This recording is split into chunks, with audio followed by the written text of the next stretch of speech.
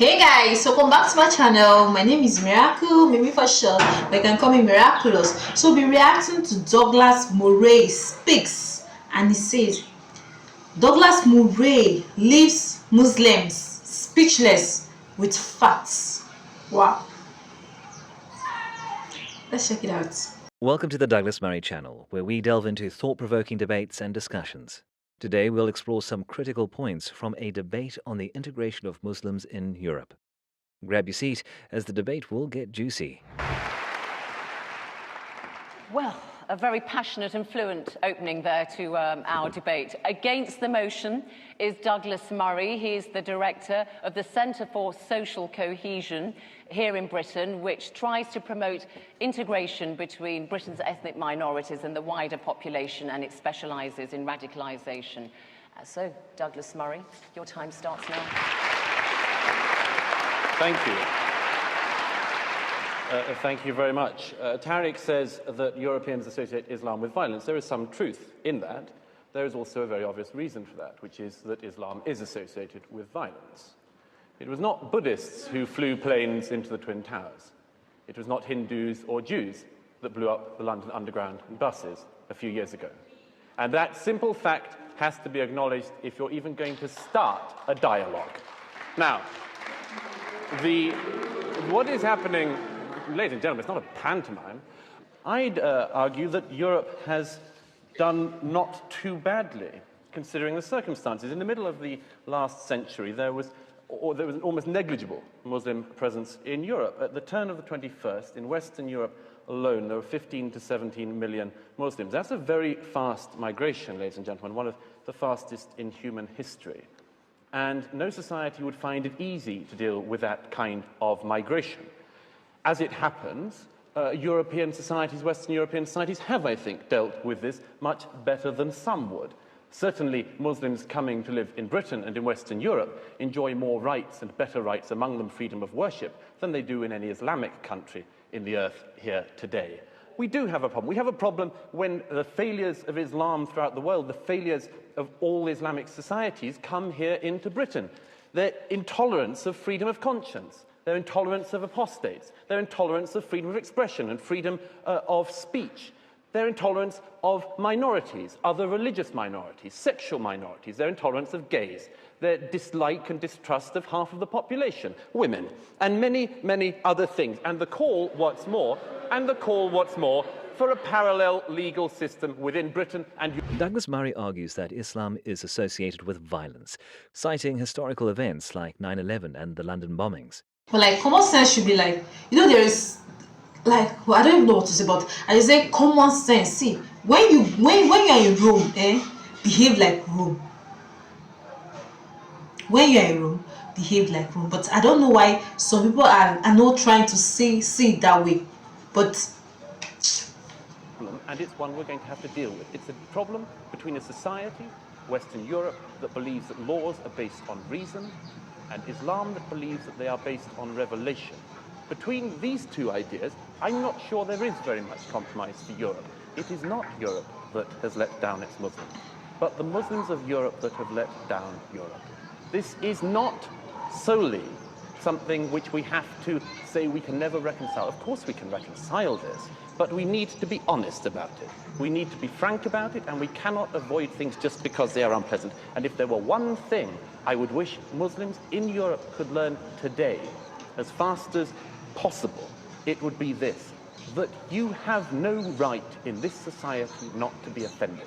You have no right to say that because you don't like something, you can commit violence, or you would like something to be stopped or censored. You have no right to have more hate laws or hate crime laws or hate speech laws just to defend Islam. You have to realize, the Muslims of Europe have to realize, that a society in which even your deepest feelings can be trodden upon is the only society worth living in. And the sooner we can learn that, the sooner that Islam can learn that within Europe, the better. It is not Europe that has failed its Muslims. It is Islam. like these points are totally like value points. Thank you. Actually facts. Wow.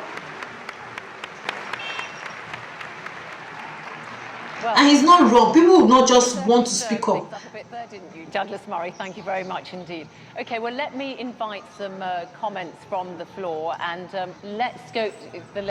Murray highlights the clash between Western laws based on reason and Islamic laws based on revelation, criticizing the push for parallel legal systems.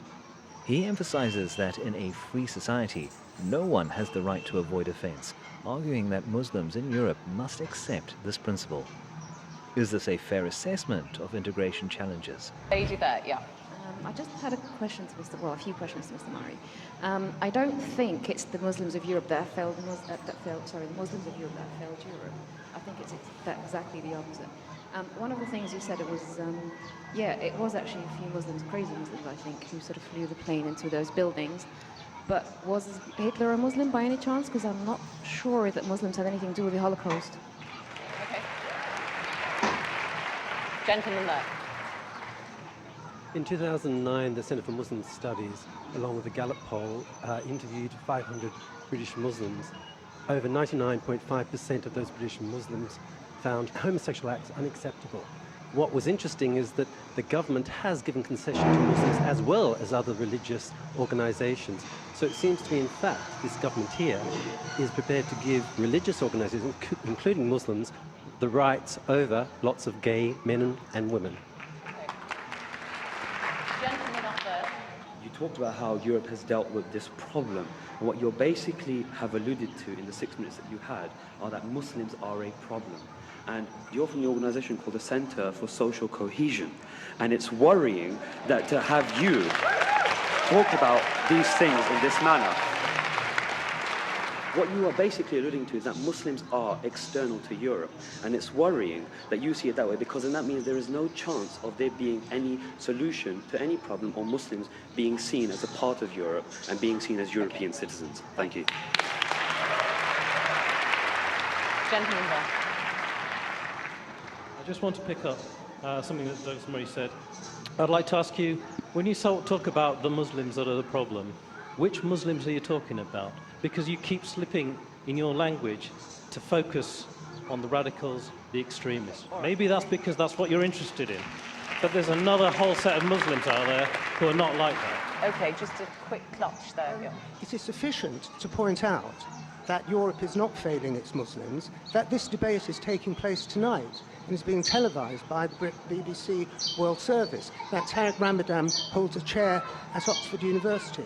I put it to you because of these very facts, that you are being welcomed, that you are being integrated, that you are being respected. You are not a problem. Okay. A member of the audience challenges Murray, suggesting that Europe's treatment of Muslims is the real issue. They argue that Murray's Like, stance implies seriously? Muslims are outside Ooh. of Europe, which hinders integration. How can these differing perspectives on inclusion be reconciled? Douglas Murray, Director of the Centre for Social Cohesion, a think tank which studies radicalisation and extremism in Britain. Your closing statement. Thank you. Well, first of all, just to pick up on a couple of people, particularly women, who've said about the terrific things that Islam gives women in terms of rights. The first thing is, yes, in 7th century Arabia, some of this was progressive. In 21st century Britain, it is not. And you have to make that fundamental admission that the Quran is not a document for women's rights in Europe in 2010. It is not. Secondly, Wow, guys, like why is it? Muslims breaking up Hitler as a defense is quite ironic, like really ironic. But see, me, what I would just say is that without bleeding out or crying for your right, like to exist or what, why don't you go to where Muslims are being prominent? Like there you'll be more happier than coming here to say different things, blah blah blah blah blah blah la la la la la, and you feel as if the people doesn't want to accept you, but rather it's you that don't want to accept and embrace them because you are immigrants. Yes, and you're staying in their country and you have to abide by their rules. If you cannot abide by their rules, then you go to your Muslim country. Shikina. Let me know your thoughts in the comment section. Like, watch, and subscribe to my channel, and have a wonderful day ahead. Bye bye.